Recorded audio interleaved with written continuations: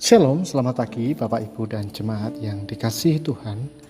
Mari bersama-sama sebelum kita memulai aktivitas kita di sepanjang hari ini, kembali kita melanjutkan pembacaan Alkitab kita di dalam 2 Samuel pasal yang ke-11. Demikian firman Tuhan. Pada pergantian tahun, pada waktu raja-raja biasanya maju berperang, Daud menyuruh Yoab maju beserta orang-orangnya dan seluruh orang Israel. Mereka memusnahkan Bani Amon dan mengepung kota Raba, sedangkan Daud sendiri tinggal di Yerusalem. Sekali peristiwa pada waktu petang, Daud bangun dari tempat pembaringannya, lalu berjalan-jalan di atas sotoh istana. Ia melihat dari atas sotoh itu seorang perempuan sedang mandi. Perempuan itu sangat molek. Daud mengirim orang untuk mencari tahu tentang perempuan itu. Lalu kata orang itu, "Bukankah dia Batsheba, binti Eliam, istri Uria orang Het?" Sesudah itu Daud menyuruh orang mengambil dia. Perempuan itu datang kepadanya dan Daud meniduri dia. Adapun perempuan itu baru membersihkan diri dari kenajisannya. Kemudian pulanglah perempuan itu ke rumahnya. Lalu perempuan itu mengandung dan mengirim orang memberitahukan pesannya kepada Daud, "Aku mengandung." Daud kemudian mengutus orang kepada Yoab dengan pesan, "Suruhlah Uria, orang Het itu menghadap aku." Yoab pun menyuruh Uria menghadap Daud. Ketika Uria masuk menghadap dia, Daud bertanya tentang keadaan Yoab dan tentaranya serta situasi perang. Kemudian Daud berkata kepada Uria, "Pulanglah ke rumahmu dan basuhlah kakimu." Uria keluar dari istana dan hadiah raja pun menyusul. Tetapi Uria membaringkan diri di dekat pintu istana bersama hamba-hamba tuannya dan tidak pulang ke rumahnya. Lalu diberitahukanlah kepada Daud begini, "Uria tidak pulang ke rumahnya." Kemudian kata Daud kepada Uria, "Bukankah engkau baru kembali dari perjalanan? Mengapa engkau tidak pulang ke rumahmu?" Tetapi Uria berkata kepada Daud, "Tabut serta orang Israel dan orang Yehuda tinggal dalam pondok-pondok. Juga tuanku Yoab dan hamba-hamba tuanku sendiri berkemah di padang. Bagaimana mungkin aku pulang ke rumahku untuk makan minum dan tidur dengan istriku? Demi hidupmu dan demi nyawamu, aku tidak akan melakukan hal itu." Kata Daud kepada Uria, "Tinggallah hari ini di sini. Besok aku akan melepas engkau pergi." Uria pun tinggal di Yerusalem pada hari itu. Keesokan harinya, Daud memanggil dia untuk makan dan minum dengannya. Daud membuatnya mabuk. Pada waktu malam Uria keluar untuk tidur di tempat pembaringannya bersama hamba-hamba tuannya. Ia tidak pulang ke rumahnya. Pagi harinya Daud menulis surat kepada Yoab dan mengirimnya dengan perantaraan Uria. Dalam surat itu ia menulis demikian, "Tempatkanlah Uria di garis depan dalam pertempuran paling sengit. Kemudian mundurlah menjauhinya supaya ia mati terbunuh." Pada waktu mengepung kota Raba, Yoab menugaskan Uria pergi ke tempat yang diketahuinya ada lawan yang gagah perkasa. Ketika orang-orang kota itu keluar memerangi Yoab, gugurlah beberapa tentara dari antara anak buah Daud, dan Uria, orang Het itu juga mati. Kemudian Yoab mengutus orang untuk memberitahukan jalannya pertempuran itu kepada Daud. Ia memberi petunjuk kepada utusan itu demikian, "Ketika engkau selesai melaporkan seluruh jalannya pertempuran itu kepada raja, dan jika raja menjadi geram dan berkata kepadamu, 'Mengapa engkau mendekat ke kota itu untuk berperang? Tidakkah kamu tahu bahwa orang akan memanah dari atas tembok? Siapakah yang menewaskan Abimelek bin Yerubeset? Bukankah seorang perempuan menimpakan batu kilangan kepadanya dari atas tembok sehingga ia mati di Tebes? Mengapa kamu demikian dekat ke tembok itu? Jika demikian, haruslah kau katakan, hambamu Uria, orang Het itu juga mati." Utusan itu pun pergi, dan ketika tiba, ia melaporkan kepada Daud semua yang diperintahkan Yoab kepadanya.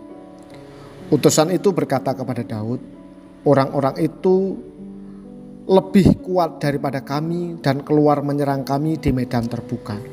Tetapi kami mendesak mereka kembali sampai di pintu masuk gerbang. Pada waktu itu para pemanah melepaskan panah ke hamba-hambamu dari atas tembok, sehingga beberapa hamba raja mati, dan hambamu Uria orang Het itu juga mati."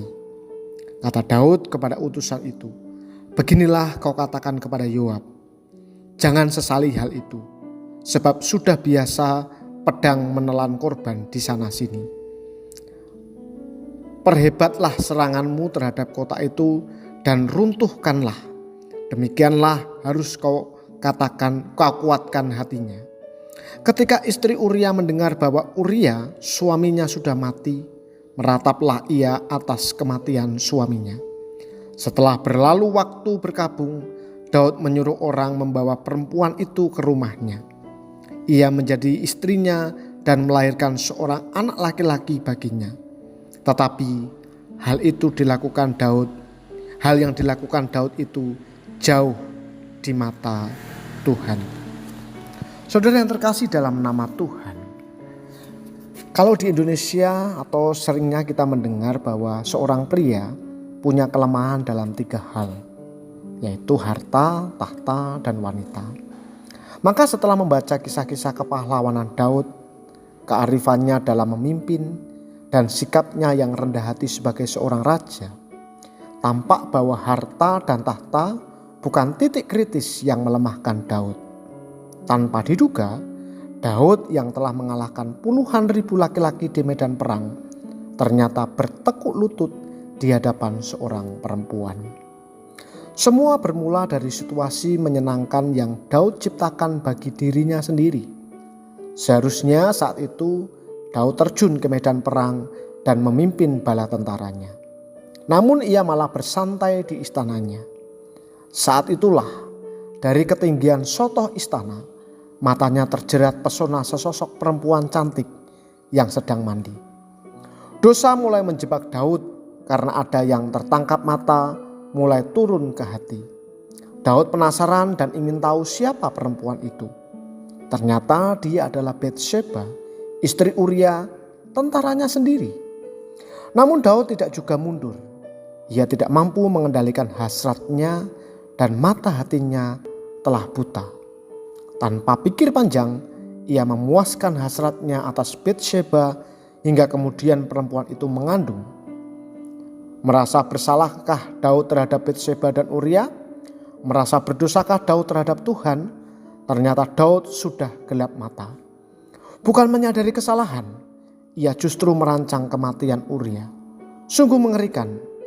Dosa yang satu belum diselesaikan, lahir lagi dosa yang lain.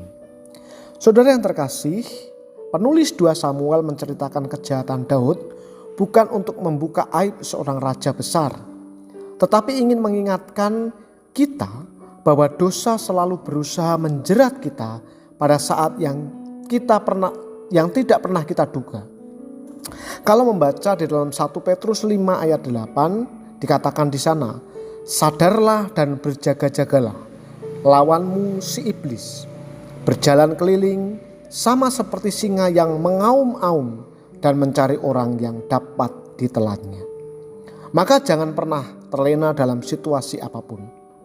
Gunakan perisai iman dan pedang roh, yaitu firman Tuhan, untuk menangkal serangan dan melawan godaan si jahat. Kiranya kita dimampukan untuk terus menjadi pelaku-pelaku firman Tuhan. Amin. Mari kita berdoa. Bapa di surga, pagi ini kami bersyukur kepadamu sebab Engkau menganugerahkan kami kesehatan, kekuatan, dan berkat pemeliharaan sehingga kami boleh bangun dari istirahat kami menikmati persekutuan dengan Tuhan, dan kami boleh melihat anggota keluarga kami dalam kasih dan perlindungan-Mu. Kami bersyukur untuk hari ini dan kami siap menyambut hari ini dengan penuh pengharapan bersama dengan Engkau. Bapa di surga, sebelum kami melangkah keluar dan melakukan aktivitas kami. Kami terus mau menyerahkan hidup kami sepenuhnya ke dalam tangan pimpinan-Mu. Mari Bapa, sepanjang hari ini kiranya Engkau berkenan memberkati kami, pekerjaan kami, usaha kami, bahkan apapun yang kami lakukan sepanjang hari ini. Kiranya itu menjadi berkat bagi kehidupan kami dan keluarga kami, serta menjadikan nama-Mu dipermuliakan. Berkati lidah, tangan, telinga, dan mata kami, agar semuanya boleh dipakai Tuhan untuk menyenangkan hati-Mu. Berkati juga setiap pertemuan-pertemuan dengan sesama kami, di tempat kerja, di sekolah, dimanapun kami berada, agar kami menjadi berkat. Kami berdoa Tuhan untuk jemaat Tuhan di GKMI Salatiga maupun di cabang-cabang yang sedang sakit. Tuhan, kiranya Engkau melawat, menjamah, memberkati mereka satu persatu, sehingga mereka dilawat, ditopang, dan dikuatkan oleh Tuhan.